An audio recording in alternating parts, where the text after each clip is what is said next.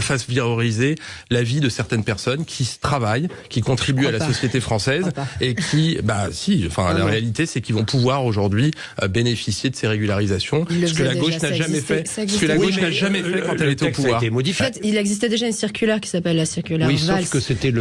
Sauf que c'était l'employeur qui décidait.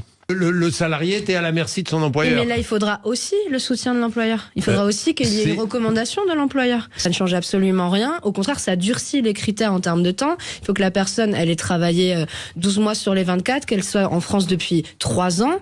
Et en réalité, non, ça va pas accélérer les régularisations des travailleurs sans papier dans les métiers en tension. C'est des choses qui se faisaient déjà dans les préfectures, au cas par cas. C'est bien précisé que c'est au cas par cas.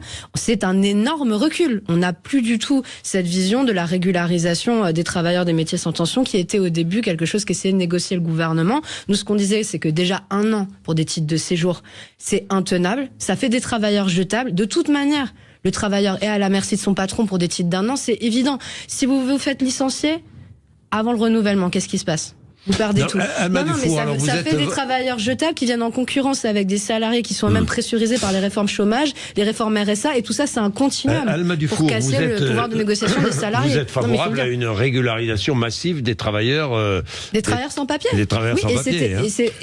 Et c'est pour ça qu'on ne voulait pas négocier sur un an. L'immigration travail. Vous êtes favorable à une immigration travail. Évidemment, mais déjà à l'accueil des réfugiés, à une immigration travail, mais c'est le cas aujourd'hui. L'économie française... Mélangeons pas tout. Non mais monsieur Bourdin, l'économie française, elle tourne aujourd'hui dans pas mal de secteurs avec des sans-papiers. On va pas se mentir. C'est hypocrite que dire le contraire. Si vous êtes déjà fait livrer un repas sur Paris par un livreur Deliveroo... on sait. Non, mais il faut le dire. Un tiers des livreurs en Ile-de-France sont des sans-papiers. Même probablement plus aujourd'hui.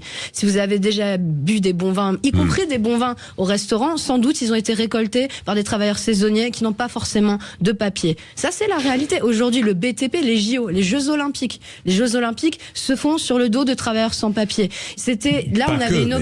Pas que, mais beaucoup dans le BTP, je suis désolée. Et là, on avait une occasion d'avoir un texte qui donne enfin des vrais droits aux travailleurs sans papier, et ce n'est pas le cas aujourd'hui, pas du tout.